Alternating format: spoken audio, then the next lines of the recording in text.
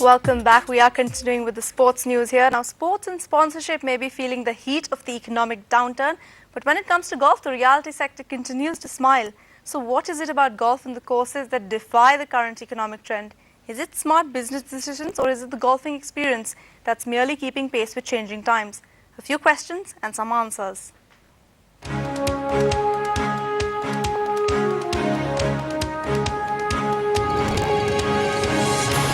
In India, I don't think there's a recession here.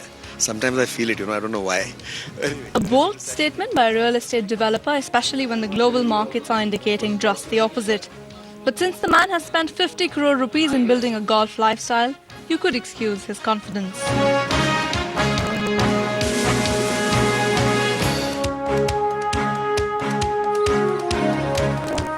With the global economic slowdown, competitive golf tours are struggling to find the optimum equation with sponsorship. But the golfing experience seems to be recession-proof. As townships come around golf courses and courses become an integral part of the new urban lifestyle, we take a look at the latest 18-hole edition in India and exactly how the economics of golf still spell boom. Well, I always believed that I would make a golf course one day. This was a couple of years ago. And we were trying to work upon that dream as to how this vision can come into play. Knowing very well that just creating a golf course and a clubhouse is not enough for us, because it doesn't give you the money or the revenue to even run it. People who created the drainage to make sure that this is a 12-month golf. The Oxford Golf and Country Club is the new course on the block. And as golf courses go, no cost has been spared in its construction. So how exactly do the numbers add up to make a tidy profit? Well, to start with, any green dream begins with a brown patch of land. This basic requirement is the biggest influence on any construction cost. In most metropolitan areas, land is costly, and buying a suitable site for an 18-hole conventional golf course is impractical. Such a mammoth investment can only be recovered if it's combined with other businesses like a residential area, malls, or even hotels. A golf course has three essential features: the land, along with the vegetation and the landscape that adds to the beauty and the drama of the game. The soil, sandy or loamy, is usually good for the drainage.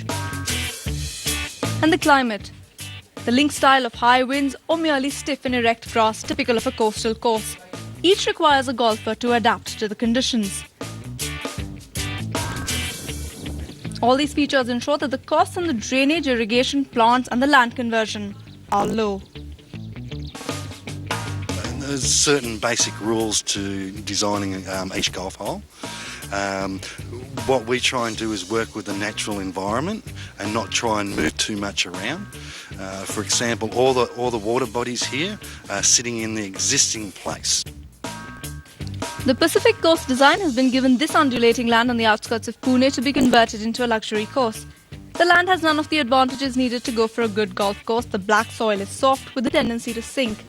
Heavy monsoon showers make the drainage a nightmare, and state-of-the-art systems are needed to keep the course leveled and functioning all the year round. The polybed underground drainage system is an innovation that works for terrain and the climate exactly like what is available in Pune. It is cost-effective and channels the extra water to a storage plant. The soil and subsoil systems are laid out in such a way that for the golfer the experience does not differ across the 18 holes. And what a golfer is after is consistency. So each fairway should have the same feel. Each green should putt the same. And when it comes to bunkers, which is one of the, a difficult shot for the average golfer, we need to create consistency. And we've done that by bringing in specialised sand. It was produced here in India, and we went through rigorous testing to make sure that it was correct.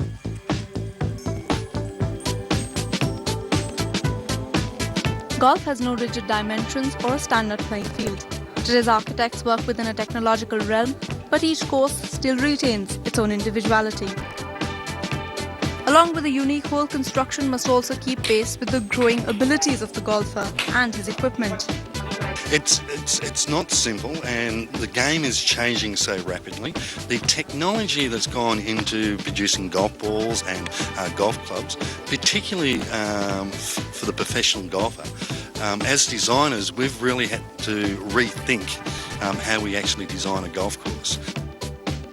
Design plays an equally important role in marketing. Contemporary design is strategic compared to the older ones.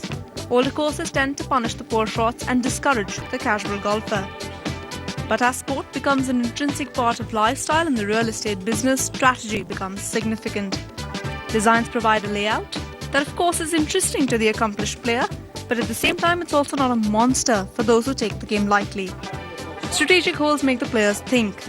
There are alternative routes from the tee to the green for those incapable of the maximum distance and accuracy, but new design welcomes social golfers and the corporate. Lavish golf courses like these can cost about $5 to $10 million for construction in the US. This golf course in Pune then is well within that average.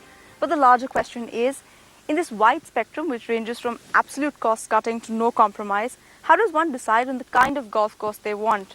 Would reducing costs affect quality?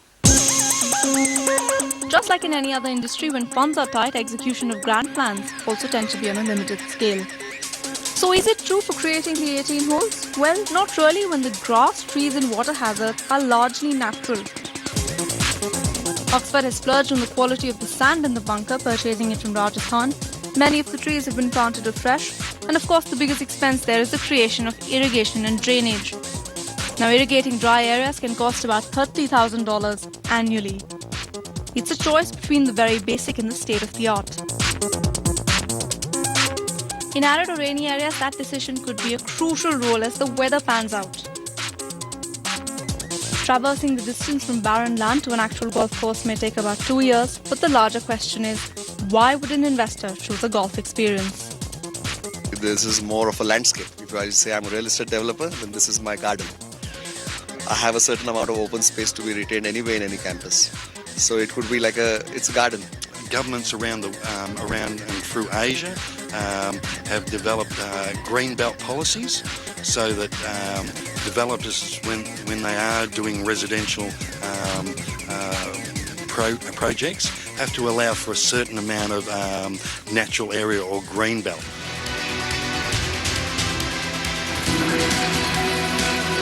Business imperatives and social responsibility combine to make the realty sector use the green belt wisely. And what better way to get the returns than by building a golf course? Since courses are now about the golf experience, townships are planned much in advance, with the 18 holes marking the oasis of the new urban lifestyle. Before the market corrections, the property around the courses could cost up to 5 crore rupees. Post-recession, while the metro cities have been hit, the township of Pune is still raking in the crores. Money spells success, and the plans, which include restaurants, greater sports facilities, villas, hotels and more, are great drivers for large investments. While for some creating the golf lifestyle is a smart financial move, others are still driven by the passion for the game. Monetary aspects are just a bonus. Whatever the reason, in India the future of the sport does look green. What others find in poetry and art museums, Arnold Palmer feels the same experience in the flight of a good drive. Because after all is said and done, calculated and constructed, there's nothing better than a game of good golf.